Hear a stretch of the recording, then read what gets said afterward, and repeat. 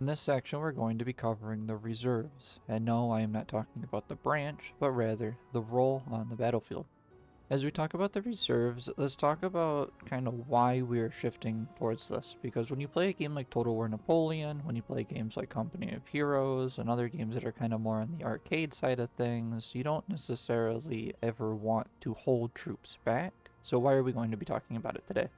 The biggest reason is because as we go forward in the series, we're going to be covering games and especially more doctrine that is more applicable to more, realistic, more kind of hardcore simulations. However, when we're talking about reserves as a whole, it's going to be most applicable to games like Combat Mission, Gravity Team Tactics, Flashpoint campaigns, because these games have Scourge of War, that's a good one, and the biggest reason being is because these games start not only just modeling ammunition, but fatigue. If they're hungry, if they're tired, if they are, their morale, for example, if they're even willing to fight.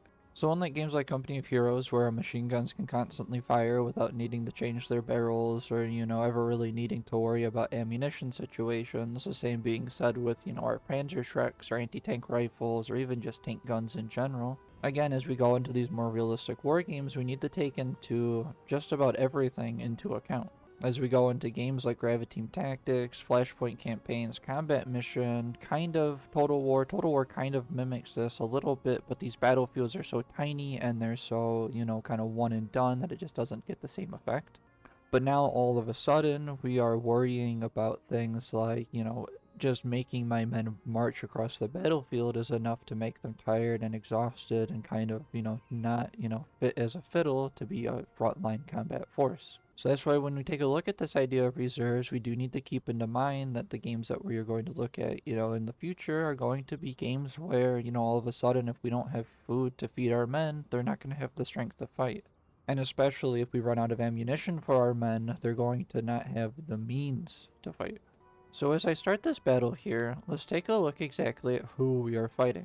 Looks like we are fighting just 2 French line infantry along with a general. Now, if we were looking at this battle in just the terms of a 1v1, I would get every unit online about to completely decimate the first type of volley or the first line formation that this enemy faces. So, however, we are going to mimic this battle in kind of the way that Gravity Team Tactics, Combat Mission, and Flashpoint campaign have their battles go. Just because a battle is over doesn't mean the scenario is over. There's still more to do after this. Even though we might defeat these men, there's still, a continuing action after this. This isn't a one and done situation. So with that in mind, what we're going to do is we're going to look at exactly what we're fighting and we're going to look at exactly what we have. Now yes, I could use a bunch of these men, but to be fair, I think we only really need, let's do 2 line and a skirmishing unit just to try to get, more firepower. And I'll even move up some horses wherever they might have gone. Oh, they're in the middle. And we'll even get some horses to try to hold a flank here, so that way we can kind of, have a component that is ready to maneuver in case something goes wrong. So the first thing that I will say when it comes to this idea of reserves, we are not using less combat power or, troops available to win this engagement. We're not using less to try to, make a challenge out of this. We are doing this again to try to let these men in the back rest, refit, rearm, kind of get ready for the next coming battle. Again, going back to thinking that this is Gravity Team Tactics, where some scenarios can last anywhere from, 1 day worth of fighting to maybe even a week's worth of fighting.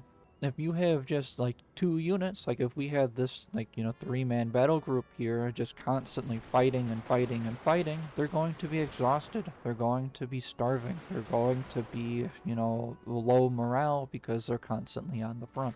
So again, kind of in light of how those scenarios can last days and days, looking at this one, let's use a kind of similar example. Let's say these men in the rear had been fighting the day previously. These men are probably, exhausted, tired, or maybe they're low on ammunition from the previous battle, but maybe these men were the reserves in that battle, and now these men are fresh and fit and ready to fight this one. Just these units here were more than enough to win this battle. So when we look at Scourge of War as our next example, we're able to take a look at another big thing of reserves, and that is the idea that we have a maneuver force, that we're not 100% committed to a battle that we are, currently fighting. So as you look here, these men, as they move in to try to, fight whoever we're fighting up here, they are going to be kind of, as we would say, kind of decisively engaged. To kind of pull, to pull these men out of this fight is going to be difficult, because if they were to retreat, it would just be getting shot in the back. Maybe cavalry will run them down. But now these men back here, although it does look like they are going to need to go fight on this flank before, because they're, about to outflank us. But as we look at them here, they are still maneuverable. They have not yet been decisively engaged, and now I can just give them a good order here, maybe like an attack order on the flank to try to beat these men down and try to win the right flank of this battle. The same can be said with my cavalry over here, right? My cavalry unit is over here just by itself, just hanging out. It's not decisively engaged yet. It can still maneuver wherever I want, including just, running, just about anywhere, because it's not engaged. It doesn't have to try to break contact. It doesn't have to try to, run away from the front line.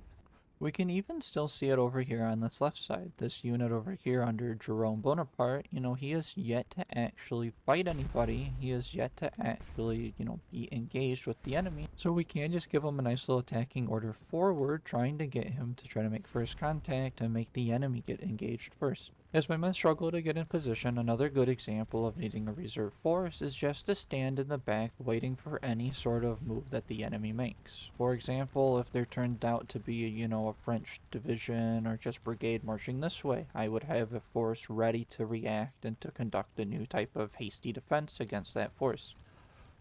The same can be said just on the front line by itself. If this front line were to start dwindling and the men start routing, I would have a unit in the rear ready to move up, fresh and fit, ready to start engaging and defending against whatever enemy is breaking through. And again, this is a big reason why we like to keep reserves on every battlefield that we fight on. In case something bad happens up here, like one of our other, brigades breaks, I have another fresh brigade ready to go into the fray to defend and hold. So now, while the other unit might be broken and running away, while they try to catch their breath, try to refit, maybe catch their morale back up, we do have a fresh unit that can hold and take their place for a little bit, hopefully, maybe turning the tide.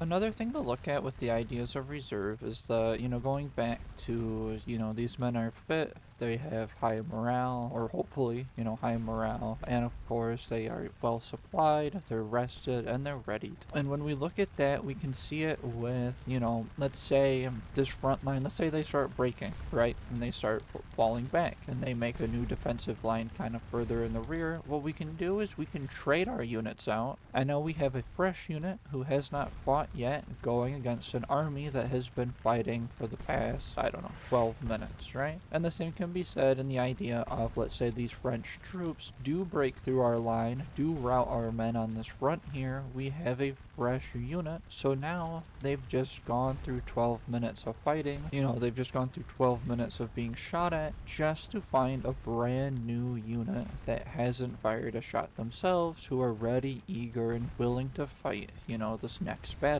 Taking a look at Graviteam Tactics, we can get a bigger picture of, reserves and how they relate to kind of, fighting in these wars, because again, unlike some of those other games that we kind of show, this game does have, it has whole 9 yards of simulation. By clicking on this little button on the side here, we want to look at our, of course, stamina, morale, and experience, and of course, ammo and fuel. So when we look at the idea of the reserves and something like Total War, for example, it could just be something as, we don't want all of our units to, we don't want all of our units to be in like the crossfire, losing more men than we actually have to in a battle. However, when you get into games again, like Graviteam Tactics, Combat Mission, Flashpoint campaigns, when the simulation level goes up and up and up to be ever more realistic, we have to take into account, the whole 9 yards, right? How much ammo do they have, their fuel, their experience, their morale, and stamina especially.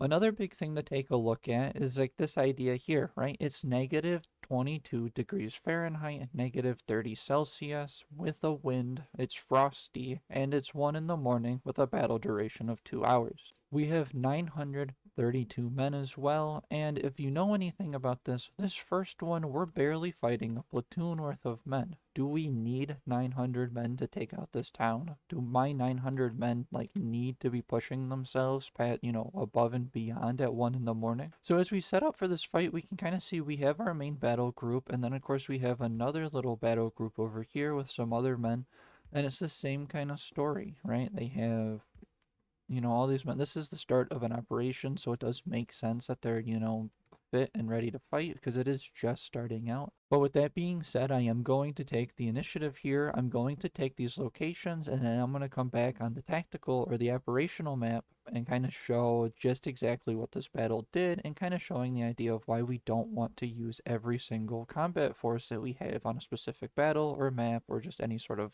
mission. So as I go to take this town, I take just exactly what I need to take it. I have Gunther here, or Ginther, I guess, who is marching down this road with his half tracks, who's going to try to put on a kind of attack from this side across the river. I have Klein over here, who's going to be moving with his infantry behind his half tracks, trying to put he's going to be the pinning force. He's going to come up here just to try to shoot, engage, and suppress the enemy. On top of that, I do have Tepper over here, who's going to be forming a line, also trying to kind of view and suppress the front line to assist these two platoons, and of course, they will be on standby in case we do need the third platoon for this engagement. But as you can see, the rest of Task Force Piper is still back here, not really doing anything, resting, preserving combat power, preserving munitions and fuel, and especially energy. And the same can be said with this other company that is,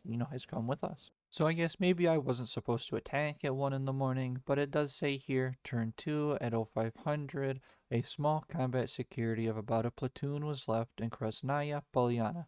Because as I press right mouse on my unit, we can see out of the units that were there, we did lose some men. These were normally 41 men each. We can kind of see in these platoons, we are missing people. When we get to these more realistic games like Gravity Team Tactics, Flashpoint campaigns, and Combat Mission, manpower is not a resource that is a given in all situations. That is especially true when you play Gravity Team Tactics in the World War II setting. It's very rare that while we're here at the front line that we're just going to get more men for our units. What we have is what we're going to have until, some point where we're pulled off of the front to get, some R&R ourselves. So as you can see, just by having that little skirmish, we've already lost some men, but it's nothing too terrible. The same thing can be said with morale, right? Our first platoon is at 66%. 77, 78. We're doing good on morale. That's not a big one, especially since we just had a victory. Now let's take a look at the big ones that I was trying to show. For first and second platoon, we're at 82%. Second platoon did most of the fighting, so that makes sense. And then first platoon being at 89%. And then, of course, when we look at ammunition, first platoon was our pinning force. So to have 2.5 ammo out of the 4, units of ammo that it can carry, that does make sense. It spent a lot of its ammunition, and same can kind of be said with second platoon. And then, of course, with fuel, since we do have vehicles, we are down 0.3 for both. So as we go to the 12th company, as you can see, all of them have 100% strength. Their morale is high, ready to fight. Even their stamina is in the 90%. And that's also to be seen here with our ammunition. See, these rifle platoons, they are fully, they have full ammunition. They're fully stocked. The same can be said even with the ones that did accidentally shoot. 8.9 out of 9, 3.9 out of 9.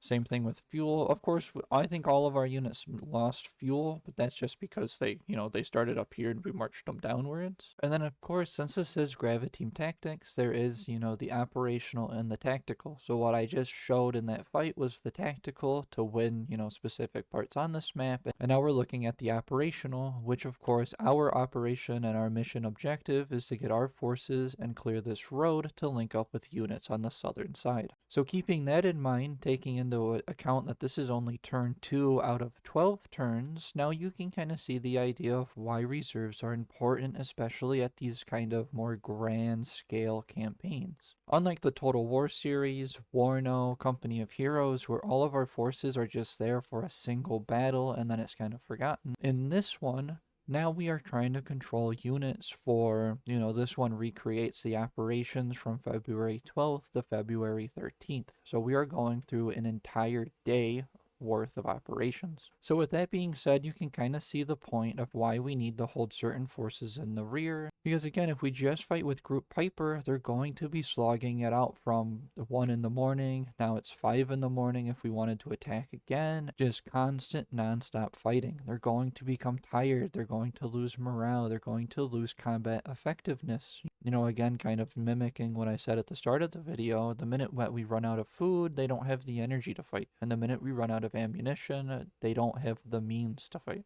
Now, this kind of goes into the idea of if this is a platoon of men, this one squad would be their reserves, right? So if this guy needs to fall back, we can move this guy up there to try to quickly replace the two.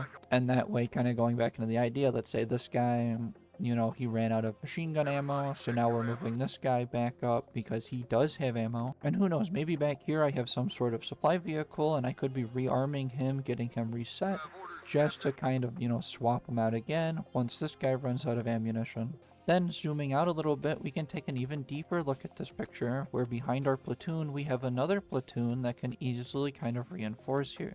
It's not that we're keeping them in the best positions, but yet again, this is more because if we get attacked from this location, we have these men to kind of move up and take this over. But on top of that, let's zoom out a little bit more and take a look at a more in-depth type of look. Back here, we have 2 platoons and a headquarters unit, almost a full company, that is able to kind of maneuver on a more grand scale. Here, this trooper is really only going to do anything right in this vicinity of his platoon's operating, his area of operations. And this can even be said with this platoon back here, maybe offering some squads to this front, or maybe this sector over here, but he doesn't have much of an area of operations to where he can kind of go and, do things in depth. However, when we look at the idea of having a company or just a couple of platoons in the way back, still in their vehicle, all of a sudden we can send a squad over here to try to bolster this defenses, send a platoon in this entire area of operations in these kind of towns over here. We can move up over on this side as well. It's a lot more maneuverable. As you can see, we kind of have a lot more cover. We have a lot more, concealment over here. It's not like we are, over here and wanting to move across this wide open gap. And of course, one last thing before I get beaten by the AI in a minute 40 seconds. We'll take a look at the ideas of, reserves and kind of why we want to do this, right? So one example is, let's say this unit got completely wiped out. We'd have these reserves here ready to go, and then we'd have these reserves ready to take their place. Then once we have enough points, we can kind of rebolster this rear line and just kind of keep going on the same way. Another good example is, let's say we broke the enemy up here and we wanted to try to chase them down and try to exploit our success in breaking their attack. We could get these men to run across this open ground, kind of get into these buildings and try to take another little bit of territory, and then we still have these troops back here who can come up, defend here, and kind of, hold the line in case this in of itself is a blunder. Since we have these reserves in the back, making this blunder of running these men across the field, while costly and something that we don't want to do, is kind of more forgivable. Since we have men who are easily able to take up this position, able to defend it, we are able to kind of be a little bit more aggressive with our troops, because we know that even if we fail our assault, we'll still have men holding this front line, making their counterattack a little bit more difficult. Instead of just saying we only have this platoon here, it gets wiped and then they have free reign over all of my territory.